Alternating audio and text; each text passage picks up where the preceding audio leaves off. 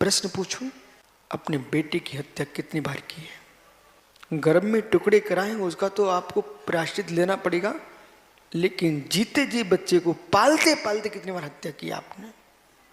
सिर्फ मत हिलाओ, अभी मैं आपको याद दिलाता। यहाँ तक कि जिनके होने से तुम्हें मांग भरी है, उस पति को भी तुम कई बार हत्या कर चुकी हो। जरा बच्चा रोया, कोई गलत काम बच्चे से हो गया, स्नान नहीं करना चाहता, रोता है, तुम कितना उसको पीटती हो और कैसे जैसे कपड़े धुलते ना पटिया पर, ऐसे उसको घसीट देती है। कहाँ चली तेरी ममता? और इतनी नहीं, नाश में टेको, मर जाता, इस प्रकार की भाषा बोलते हो।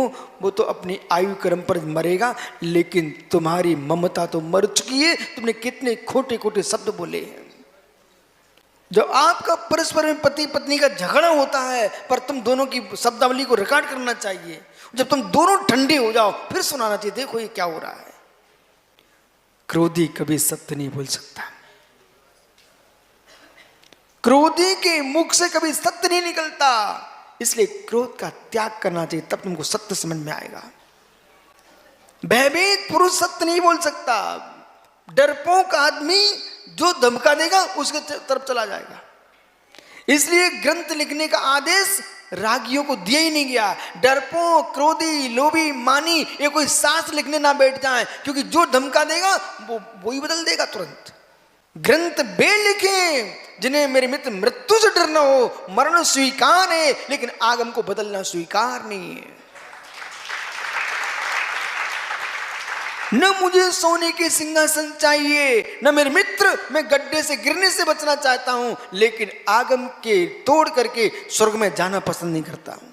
मुझे तो घोर आश्चर्य लगता है शैलेश, घोर आश्चर्य। ग्रंथों में स्पष्ट लिखा रखा है, तब भी लोग पंथों के राग में ग्रंथों को भूल जाते हैं, पंथों को मानते हैं। जबकि पंथ बनाने वाले पंडित ग्रस्त हुए, उनकी बात मानने को तैयार हैं, लेकिन अरहंत की बात पर उंगली उठाने को तैयार है। जो अरहंत की बात पर उंगली उठाएगा, उन मेरे मित्र ग्रस्त विद्वानों की बात पर तुम्हारा मोक्ष नहीं मिलेगा, मोक्ष तो रत्नात्रय धर्म से मिलेगा।